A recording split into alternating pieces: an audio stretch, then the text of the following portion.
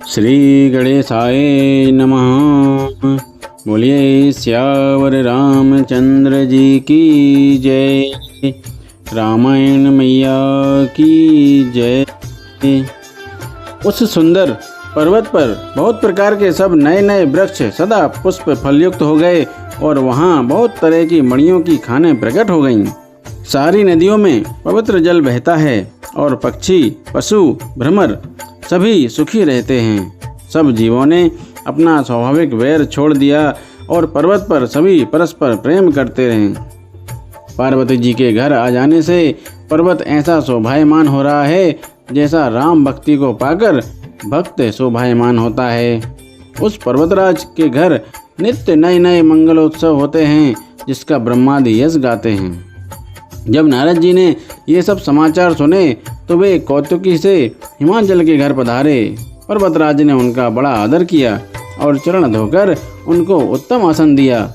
फिर अपनी स्त्री सहित मुनि के चरणों में सिर नवाया और उनके चरणोदक को सारे घर में छिड़कवाया।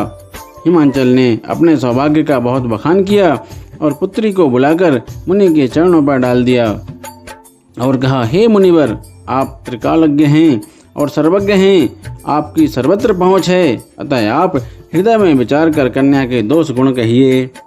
नारद मुनि ने हंसकर रहस्ययुक्त कोमल वाणी से कहा, तुम्हारी कन्या सब गुणों की खान है।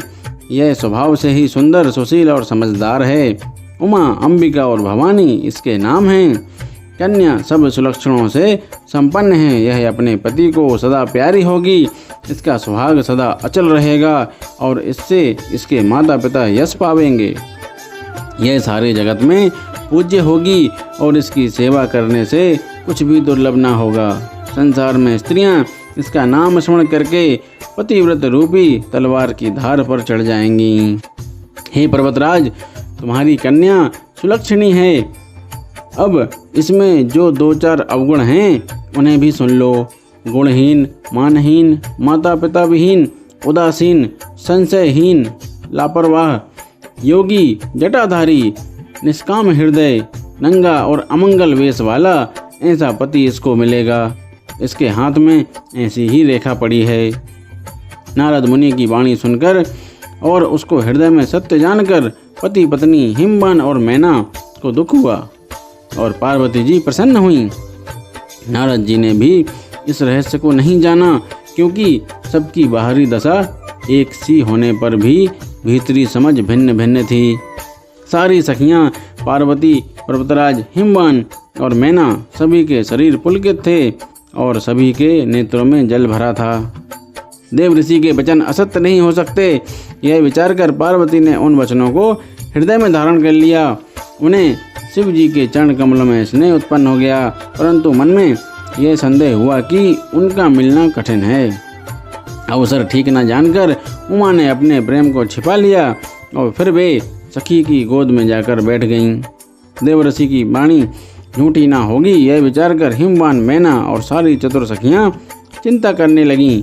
फिर हृदय में धीरज धरकर पर्वतराज ने कहा, हे नाथ, कहिए अब क्या उपाय किया जाए। मुनीश्वर ने कहा, हे हिमवान, सुनो, विधाता ने ललाट पर जो कुछ लिख दिया है उसको देवता, दानव, मनुष्य, नाग और मुनि कोई भी नहीं मिटा सकते। तो भी एक उपाय मैं बताता हूँ। यदि देव सहायता करें तो वह सिद्ध हो सकता है। उमा को वर तो निसंदेह वैसा ही मिलेगा जैसे मैंने तुम्हारे सामने वर्णन किया है, परंतु मैंने वर के जो जो दोष बतलाए हैं मेरे अनुमान से वे सभी शिवजी में हैं। यदि शिवजी के साथ विवाह हो जाए तो दोषों को भी सब लोग गुणों के समान ही कहेंगे। जैसे विष्णु भगवान शेषनाग की सैया पर सोते हैं तो भी पंडित लोग उनको कोई दोष नहीं लगाते। सूर्य और अग्निदेव अच्छे बुरे सभी रसों का भक्षण करते हैं परंतु उनको कोई बुरा नहीं कहता। गंगा जी में शुभ और अशुभ सभी जल बहता है पर कोई उन्हें अपवित्र नहीं कहता। सूर्य, अग्नि और गंगा जी की भांति समर्थ को कुछ दोष नहीं लगता। यदि मूर्ख मनुष्य ज्ञान के अभिमान से इस प्रकार होड़ करते हैं तो वे कल्प भर के लिए नरक में पड़ते हैं। भला कहीं जीव भी ईश्वर के समान सर्वथा स्वतंत्र हो सकता है क्या? गंगा जल से भी बनाई हुई मदिरा को जानकर संत लोग कभी उसका पान नहीं करते, पर वही गंगा जी में मिल जाने पर जैसे पवित्र हो जाती है। ईश्वर और जीव में भी वैसा ही भेद है। शिव जी सहज ही समर्थ हैं, क्योंकि वे भगवान हैं, इसलिए इस विवाह में सब प्रकार कल्याण है। परंतु महादेव जी की आराधना बड़ी कठिन है, फिर भी क्लेश तप करने से वे बहुत जल्द संतुष्ट हो जाते हैं। यदि तुम्हारी कन्या तप करे तो त्रिपुरारी महादेव जी होनहार को मिटा सकते हैं। यद्यपि संसार में वर अनेक हैं, पर इसके लिए शिव जी को छोड़कर दूसरा वर नहीं है। शिव जी वर देने वाले, शरणागतों के दुखों का नाश करने वाले, कृपा के समुद्र और सेवकों के मन को प्रसन्न करने वाले हैं। शिव जी की आराधना किए बिना करोड़ों योग और जप करने पर भी वांछित फल नहीं मिलता। ऐसा कहकर भगवान का स्मरण करके नारद जी ने पार्वती को आशीर्वाद दिया और कहा कि हे पर्वतराज, तुम संदेह का त्याग कर दो, अब यह कल्याण ही होगा। बोलिए रामायण मैया की जय।